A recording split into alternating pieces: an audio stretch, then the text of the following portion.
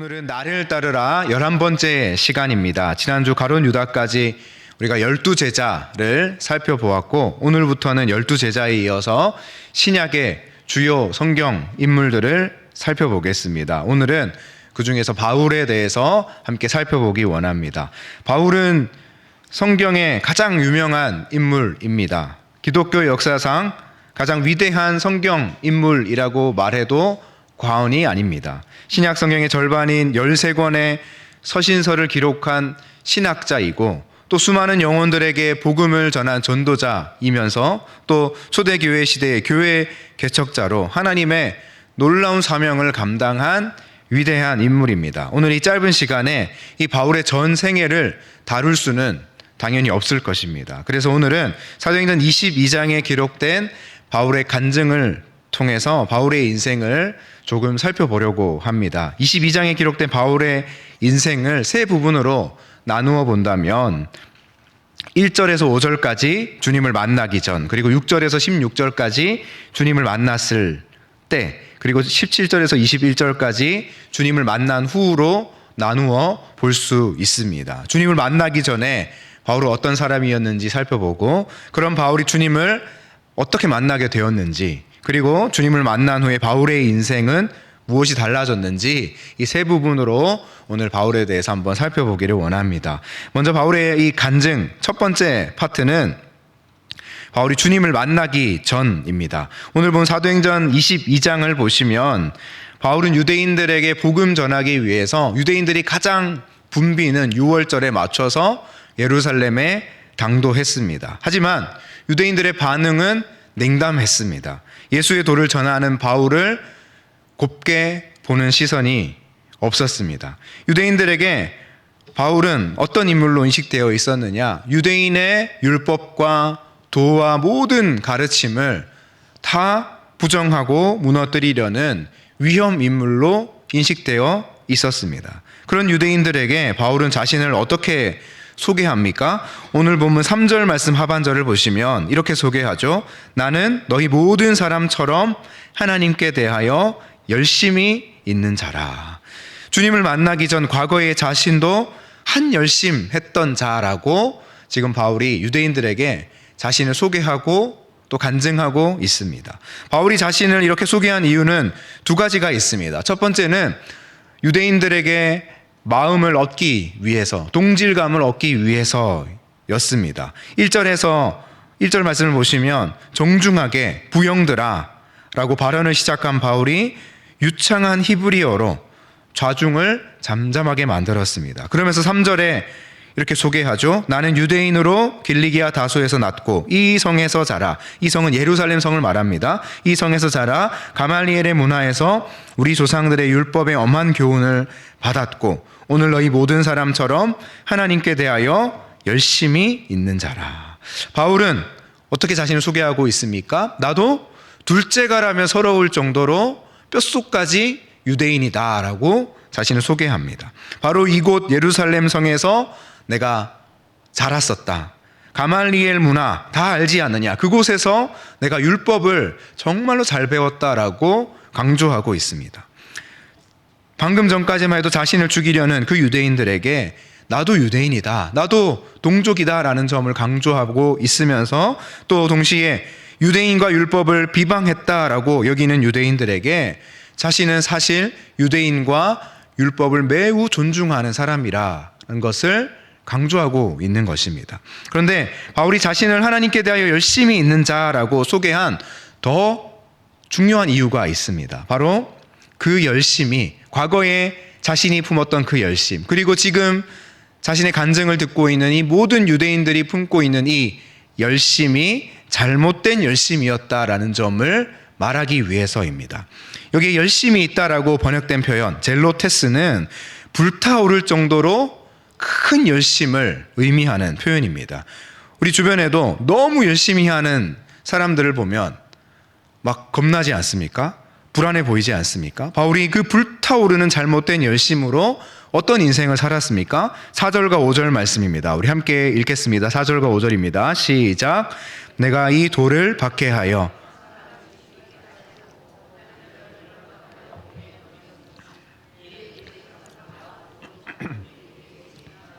또 내가 그들에게서 다메섹 형제들에게 가는 공문을 받아가지고 거기 있는 자들도 결박하여 예루살렘으로 끌어다가 형벌받게 하려고 가더니, 바울은 잘못된 열심을 품고 매우 잔인하고 피폐한 삶을 살았다라고 간증하고 있죠. 4절에 바울은 이 도를 박해했다라고 합니다. 이 도는 바로 예수와 복음을 말합니다.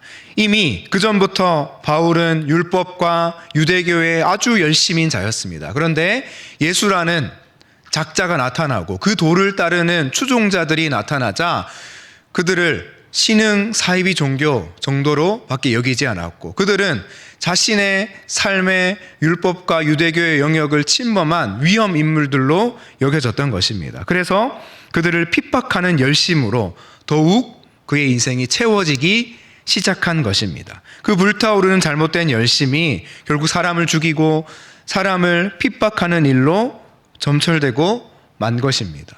지금 유대인들과 과거의 바울의 공통점이 무엇입니까? 과거의 바울은 예수 믿는 사람들을 누구보다도 열심히 핍박했습니다. 지금 이 바울의 간증을 듣고 있는 유대인들도 예수의 도를 전하는 바울을 열심히 핍박하고 있죠.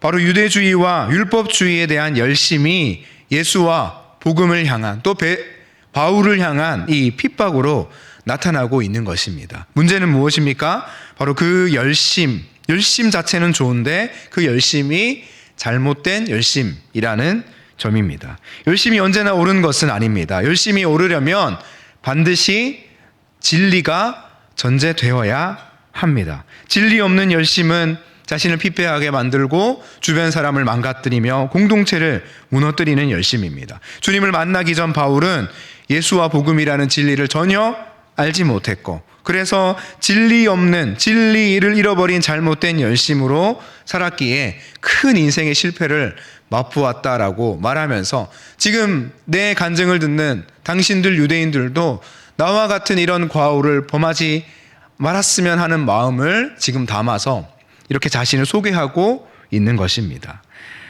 제가 초등학교 시절에 방학이 되면 학교에 하루쯤 등교하는 당번일이 있었습니다. 여러분들 혹시 있으셨습니까? 네, 있으셨던 분들은 고개를 한번 끄덕여 주시면 좋겠고요. 담임 선생님과 만나서 청소하는 그런 날이었죠. 한 번은 겨울 방학 중에 당번일이었습니다.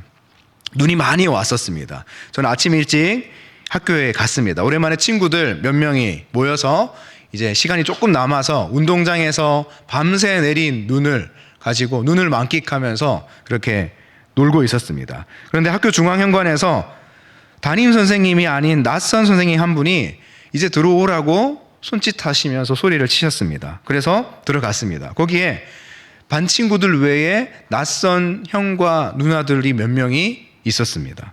갑자기 손목을 풀고 또 발목을 스트레칭 하기 시작했습니다. 허리도 돌리고 어깨도 돌렸습니다. 자, 이제 시작하자라는 선생님 말씀과 함께 그 낯선 형과 누나들과 저와 제 친구는 학교 안을 막 뛰기 시작했습니다. 원래 학교에서는, 복도에서는 뛰면 안 되기 때문에 학교 복도에서 뛰라고 하니 괜히 좀 신이 났습니다. 그래서 열심히 뛰기 시작했습니다. 4층까지 계단을 올라가서 동쪽 끝으로 가서 다시 1층으로 내려갔다가 다시 1층으로 내려와서 서쪽 끝으로 가서 다시 4층으로 올라가서 이렇게 뱅글뱅글 학교 복도를 뛰기 시작했습니다. 한 15분쯤 달리기 시작하자 숨이 찼습니다. 한겨울이었는데도 땀이 흘렀습니다. 그 낯선 선생님은 계속 따라오시면서 좀 더 힘내자, 더 빨리 하면서 저희를 격려하고 계셨습니다. 당번일에는 청소를 했었는데 왜 이렇게 계속 뛰기만 할까라고 생각을 하고 있던 즈음에 담임 선생님을 마주쳤습니다. 너희들 여기서 뭐하니? 선생님, 저희들 뛰라고 해서 뛰고 있었는데요. 알고 보니 저와 제 친구들이 열심히 한 뜀박질은 방학 중에도 훈련을 하는 운동부의 훈련 시간이었습니다. 눈이 와서 운동장이 아니라 실내 훈련으로 대체되었는데 저희가 운동부인 줄 착각하시고 선생님이 저희들에게도 뛰어라고 계속 그렇게 격려해 주시고 그렇게 응원해 주셨던 것입니다. 저는 운동부도 아닐 뿐더러 제가 학교에 온 이유는 청소하기 위함이었기 때문에 잘못된 열심으로 열심히 그렇게 운동장이 아니라 복도를 뛴 것이죠. 우리의 인생도 이와 같을 때가 있다라는 것입니다. 잘못된 열심으로 목적과 방향에 전혀 맞지 않게 무언가를 몰두하고 무언가에 우리 마음을 열심을 두고 달려갈 때가 있다라는 것이죠. 그런데 그 열심이 참된 열심이 되려면 진리가 전제되어야 하는 것입니다. 이 땅에 수많은 사람들이 진리 없이 진리를 잃어버린 채, 진리를 알지도 못한 채 잘못된 열심으로 살아가고 있습니다. 열심히 일하고 열심히 공부하고 열심히 살아가는 것은 매우 가치 있는 일처럼 보이기도 하지만 결국 그 세상의 모든 진리를 잃어버린 열심은 공허와 허무로 흘러가게 마련입니다. 신앙인도 자유로울 수 없는 일이죠. 이 땅에서 여전히 우리는 죄성을 가지고 살아가고 있기 때문에 잘못된 열심을 추구하며 살아가기가 십상인 것이 우리의 신앙생활입니다. 그러므로 열심보다 중요한 것은 진리 위에 올바로 서는 것입니다. 시편 127편 1절 말씀에 여호와께서 집을 세우지 아니하시면 세우는 자의 수고가 헛되며 여호와께서 성을 지키지 아니하시면 파수꾼의 깨어 있음이 헛되도다라고 말씀하셨습니다. 우리가 아무리 수고하고 아무리 깨어 우리의 것을 지키고 우리의 인생을 경영한다 할지라도 진리 되신 하나님, 또 진리 되신 예수 그리스도가 우리 삶에 있지 않으면, 올바로 채워져 있지 않고 올바로 세워져 있지 않으면 우리는 잘못된 열심으로 나아갈 가능성이 아주 높아지는 것입니다. 여호와 하나님을 의지하며 진리 되신 예수님께로 날마다 나아가서 참된 열심으로 살아가시는 저와 여러분 될 수 있기를 소망합니다. 바울의 간증 두 번째 파트는 주님을 만났을 때입니다. 바울은 아주 특별한 경험을 소개합니다. 우리가 잘 아는 경험이기도 하죠. 6절 말씀을 보시면 가는 중 다메섹에 가까이 갔을 때에 오정쯤 되어 호련히 하늘로부터 큰 빛이 나를 둘러 비침해. 여기서 오정은 해가 중천에 떴을 때를 말합니다. 태양이 그렇게도 밝은 오정에 하늘로부터 더 밝은 빛이 자신을 찾아왔다라고 바울이 말합니다. 누가 찾아오신 것입니까? 바로 예수님께서 바울을 찾아오신 것입니다. 이미 해가 밝은데 예수님이 더 큰 빛으로 찾아오셨다라는 것은 매우 상징적인 그림 언어이죠. 바울의 인생은 해가 쨍쨍하게 떠 있는 것처럼 성공가도를 달리고 있었습니다. 그렇게 성공가도를 달리고 있는 듯 보였지만 주님의 빛 앞에서는 사실 아무것도 아니었다라는 것을 보여주는 것이죠. 바울은 그 빛 앞에 엎드려졌습니다. 11절 말씀을 보시면 바울이 그 빛의 광채로 말미암아 볼 수 없게 되었다. 이 볼 수 없게 되었다라는 것은 죽음을 의미합니다. 영적인 죽음. 바늘로 찔러도 피 한 방울 올 것 같지 않았던 바울이 그토록 펄펄 끓는 열심으로 이곳저곳을 누비고 다니던 바울이 지금 보지 못하는 영적 죽음의 상태에 이르게 된 것입니다. 사람이 죽을 때 마지막까지 남아있는 감각이 청각이라고 하죠. 바울도 그랬습니다. 영적 죽음의 상태에서 아직 열려있는 것은 청각이었습니다. 9절 말씀을 보시면 바울에게만 들리는 소리가 있었습니다. 어떤 소리였습니까? 예수님께서 사울아 사울아 하고 사울을 부르는 소리였습니다. 예수님께서는 왜 나를 박해하느냐? 나는 네가 박해하는 나사렛 예수다라고 음성을 바울의 청각 가운데 들려주십니다. 주님의 빛과 이 음성에 압도당한 바울이 그 자리에 꼼짝도 못하고 엎드려졌습니다. 거의 고꾸라진 것이죠. 이날 다메섹으로 향하는 노상에서 바울은 죽음을 경험한 것입니다. 하지만 바울은 그 죽음의 자리에서 가장 위대한 자신이 인생의 가장 중요한 인생 질문을 예수님께 던집니다. 우리 10절 말씀을 함께 읽어보겠습니다. 10절입니다. 시작. 내가 이르되 주님 무엇을 하리이까? 주께서 이르시되 일어나 다메섹으로 들어가라. 아멘. 바울이 한 질문은 무엇입니까? 인생 질문은 주님 무엇을 하리이까? 주님 제가 어떻게 해야 되겠습니까? 라는 질문입니다. 아마 바울은 평생을 살아오면서 이런 질문 별로 안 해봤을 것입니다. 모든 일을 자신의 뜻대로 할 수 있었습니다. 모든 것을 마음대로 할 수 있는 지위에 오른 사람이기도 했습니다. 아마도 태어나 해본 적이 없는 질문, 바울에게 어울리지 않는 질문이 바로 주님 무엇을 하리이까라는 질문일 것입니다. 또 11절 하반절을 보시면 바울이 사람들의 손에 이끌려 다메섹으로 들어가는데 그 모습이 참으로 처량하기가 그지가 없습니다. 바울은 어떤 사람입니까? 모든 것을 자기 뜻대로 할 수 있는 사람이었죠. 아마 다른 사람들의 손에 이끌려서 겨우 몸을 일으켜서 눈은 보이지도 않은 채 그렇게 다메섹으로 들어가면서 바울은 속으로 이런 고백을 하지 않았을까요? 주님, 저는 제 힘으로 아무것도 할 수 없었던 사람이 정말로 맞군요. 주님을 만난 그 영적 죽음의 자리에서 바울은 자신의 무능력함을 가장 절박하게 깨닫게 되었습니다. 그러한 바울에게 주님께서 뭐라고 말씀하십니까? 일어나라. 원어로는 아니스테미, 영어로는 어라이즈입니다. 이 단어는 예수님께서 야이로의 딸에게 소녀야 일어나라 라고 말씀하신 단어와 같은 단어입니다. 야이로의 딸은 죽어 있었죠. 그런데 그 딸에게 일어나라 라고 하신 그 말씀과 똑같은 말씀을 영적 죽음의 상태에 있는 바울에게 예수님께서 하셨습니다. 또 이 단어는 성경에서 주님의 부활을 말할 때도 사용되는 단어 아니스테미입니다. 영적 죽음의 자리에서 거의 꼬꾸라져 있는 바울을 향해 주님께서는 오직 주님만이 내리실 수 있는 생명의 명령, 일어나라 라는 명령을 내리십니다. 겨우 몸을 일으켜서 눈이 보이지 않는 상태로 다메섹으로 들어간 바울에게 하나님이 보내신 사람 아나니아가 찾아오죠. 하나님은 아나니아를 통해 바울에게 뭐라고 말씀하십니까? 다시 보라 라고 말씀하십니다. 다시 보라. 빛으로 그 엄청난 주님의 광채로 볼 수 없게 되었던 바울이 그 순간 다시 보게 되었고, 또 16절 말씀을 보시면 아나니아를 통해서 다시 한번 바울은 주님의 음성 일어나라 라는 그 명령을 듣게 됩니다. 다메섹 도상에서 주님을 만난 사건, 바울의 인생에 있어서 가장 극적인 터닝 포인트와도 같았던 이 사건을 통해 바울은 무엇을 지금 말하려는 것입니까?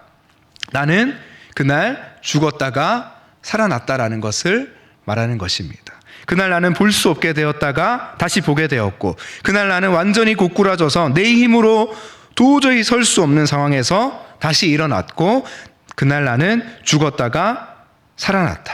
모든 죽음에서 다시 생명으로 살아날 수 있었던 것은 단 한 분, 예수님의 그 명령, 아니스템이 일어나라, 또 다시 보라라는 그 생명의 명령 때문이었다라고 우리에게 이 주님을 만났을 때의 경험을 이야기하며 말하려는 것입니다. 주님을 만났을 때 바울에게 일어난 일은 정말 아주 심플합니다. 죽었다가 살아났고 죽음에서 생명으로 옮겨진 것입니다. 주님을 만날 때 모든 사람들에게 일어나는 일이 바로 이것입니다. 갈라디아서 2장 20절 말씀이 매우 잘 설명해 줍니다. 함께 읽습니다. 시작. 내가 그리스도와 함께 십자가에 못 박혔나니 그런즉 이제는 내가 사는 것이 아니요 오직 내 안에 그리스도께서 사시는 것이라. 자기 자신을 버리신 하나님의 아들을 믿는 믿음 안에서 사는 것이라. 예수 그리스도를 만나면 사람은 조금 은혜를 받았다가 그 자리를 다시 일어나는 정도가 아닙니다. 진정으로 예수 그리스도를 만나면 사람은 죽었다가 다시 살아나게 되는 것입니다. 그래서 탕자의 아버지는 뭐라고 말했습니까? 탕자의 아버지는 우리 아들이 말이죠, 집 나갔다가 다시 돌아왔답니다. 이 정도로 말하지 않았습니다. 뭐라고 말합니까? 누가복음 15장 24절 말씀 함께 읽습니다. 시작. 이 내 아들은 죽었다가 다시 살아났으며, 그리고 32절 말씀 읽습니다. 시작. 이 내 동생은 죽었다가 살아났으며. 여러분, 탕자는 죽지는 않았습니다. 재산을 탕진하고 죽을 고생을 했을 뿐 죽은 것은 아니죠. 죽었으면 영영 집에 돌아오지 못했을 것입니다. 그럼에도 불구하고 탕자의 아버지가 내 아들이, 네 동생이 죽었다가 살아났다라고 말하는 이유는 무엇입니까? 바로 죽음에서 생명으로 옮겨지는 것이 예수 그리스도를 만날 때 하나님 안에서 일어나는 일이기 때문입니다. 하나님을 떠나 사는 것은 영적으로 죽은 것과 같습니다. 반대로 하나님께 돌아오는 것은 생명을 얻는 것과 같은 것입니다. 바울은 주님을 만났을 때 자신에게 일어난 일이 바로 이것이다. 죽음에서 생명으로 옮겨졌다. 이전까지 나는 살아도 사는 게 아니었고 이제 주님을 만난 이후로 나의 삶이 진정으로 생명의 삶이다라고 우리에게, 그리고 이 모인 유대인들에게 간증하고 있는 것입니다. 주 안에 사랑하는 성도 여러분, 주님을 만나 죽음과 생명을 맛본 사람이라면 모든 것을 내려놓고 주님 무엇을 하리까? 라고 질문할 수밖에 없고, 주님 저는 아무것도 할 수 없는 존재입니다 라고 자백할 수밖에 없는 것입니다. 그때 하나님은 말씀하시죠. 일어나라, 다시 보라. 그 생명의 명령을 받을 때에 우리는 그 자리에서 일어날 수 있는 것입니다. 여러분은 주님을 만나셨습니까? 그렇다면 여러분은 정말로 죽었다가 살아나셨습니까? 그 죽음 앞에서 내 의지와 생각은 다 내려놓고 이제 생명으로 옮겨져서 그리스도께서 우리를 온전히 주장하시도록 그렇게 살아가고 계십니까? 우리는 우리 자기 자신을 부인하고 날마다 주님을 쫓아 살아가고 계십니까? 만약 조금이라도 그렇지 않은 부분이 있다면 우리는 오늘이라도 당장 주님을 만나기 위해 주님 앞으로 나아가야 합니다. 바울이 고백하지 않았습니까? 날마다 죽노라. 나는 날마다 죽노라. 날마다 죽지 않으면 다시 살 수 있는 길이 없는 것입니다. 내가 아직도 죽지 않았다고 여겨지는 그 순간에 주님 앞에 나아가 다시 죽으시기 바랍니다. 다시 말씀을 펼치시고 다시 기도의 자리로 나아가 하나님 저를 만나달라고, 하나님 나를 만나달라고 그렇게 기도하며 나아가시는 우리의 인생이 될 수 있기를 소망합니다. 바울의 간증 마지막 세 번째 파트는 주님을 만난 후입니다. 바울은 주님을 만난 후에 수많은 사명을 이루었죠. 그 중에서도 가장 큰 사명은 바울이 이방인의 사도가 된 것입니다.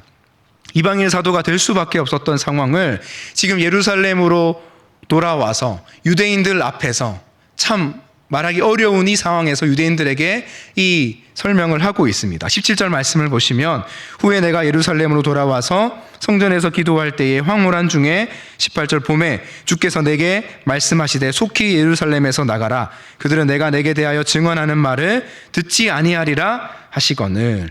이 상황은 사도행전 9장을 통해서 우리가 확인할 수 있습니다. 당시에 바울은 아나니아를 통해서 다시 눈을 뜨게 되고 좀 몸을 추스린 후에 먼저 그가 있던 다메섹에서 복음을 증거합니다. 그런데 다메섹이 어떤 곳이죠? 바울이 공문을 가지고 향하던 곳이지 않습니까? 그래서 다메섹 사람들에게 진정성을 의심받고 결국 살해 공모를 당하고 바울은 어쩔 수 없이 그 다메섹을 피신합니다. 아주 처량하게 광주리에 담겨서 성벽에서 달아내릴 정도로 아주 급박하게 몸을 피할 수밖에 없었습니다. 이후에 바울이 향한 곳은 예루살렘이었는데 그 예루살렘에서도 바울은 다메섹에서와 똑같이 환영받지 못합니다. 그가 바로 예수와 복음을 핍박하던 사람인데 이제 와서 그 예수와 복음을 전한다고 하니 진정성을 아무도 믿어주지 않았던 것입니다. 바울이라고 이 상황이 왜 고민이 되지 않았겠습니까? 그래서 기도했던 것 같습니다. 성전에서 기도하던 중에 주님의 음성을 듣습니다. 주님 뭐라고 말씀하십니까? 속히 예루살렘에서 나가라. 그런데 그때 바울이 어떻게 대답합니까? 19절, 20절 말씀을 우리 함께 읽습니다. 19절, 20절입니다. 시작. 내가 말하기를 주님 내가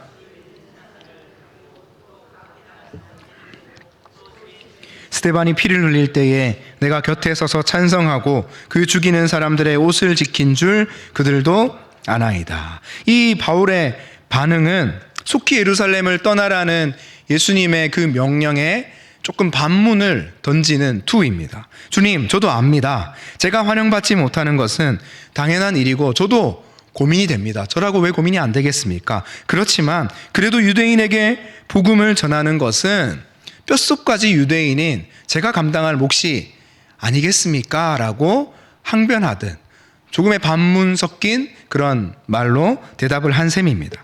하지만 주님의 생각은 달랐습니다. 21절 말씀 보시면 주님 또 말씀하시죠. 떠나가라. 내가 너를 멀리 이방인에게로 보내리라 하셨느니라. 주님의 생각은 바울과 달랐습니다. 바울이 예루살렘을 떠나야 하는 이유는 따로 있었던 것이죠. 바로 이방인의 사도로 바울을 사용하시기 위함이었습니다. 그것이 바울의 사명이었습니다. 그래서 바울은 예루살렘을 떠나 수많은 이방인들에게 복음을 전하고 이방 땅에 주님의 교회를 세우는 그 위대한 사명을 이루는 사도가 되었습니다. 바울은 상상하지 못했던 일이죠. 하지만 하나님은 이 분명한 계획, 사명을 이루기 위해서 바울에게 명령하신 것입니다. 지금 바울이 유대인들에게 복음을 전하기 위해서 예루살렘으로 와서 유대인들 앞에서 이 간증을 하는데, 이 대목에서 자신을 이방인의 사도로 부르셨다라는 고백을 하는 것은 위험 부담이 아주 큰 내용이었습니다. 실제로 이 21절까지 간증한 이후에 22절 이하를 보면 군중은 다시 흥분하고 바울은 더 이상 간증을 이어갈 수 없게 됩니다. 그럼에도 불구하고 바울이 이 간증을 했던 이유는 무엇일까요? 바로 하나님은 모든 사람들, 당신의 백성 한 사람 한 사람을 향한 놀라운 계획, 바로 사명을 가지고 계시는 분이라는 것을 꼭 말하고 싶었기 때문입니다. 바울은 간증을 통해서 주님을 만나 영원한 생명을 얻는데 우리의 신앙생활이 끝이 아니다라고 말하고 있습니다. 그 이후에 더 중요한 것이 있다. 바로 이 땅에서 하나님 우리에게 주시는 사명을 이루는 삶을 살아야 한다라는 것을 말하려는 것입니다. 바울 자신도 이 이방인의 사도라는 사명을 자신에게 주실 줄은 상상할 수 없었을 것입니다.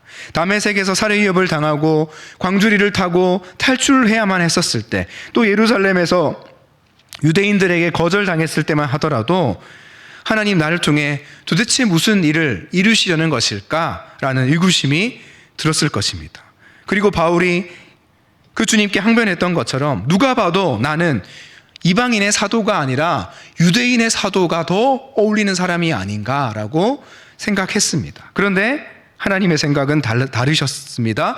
하나님은 바울에게 이방인의 사도라는 사명을 주신 것입니다.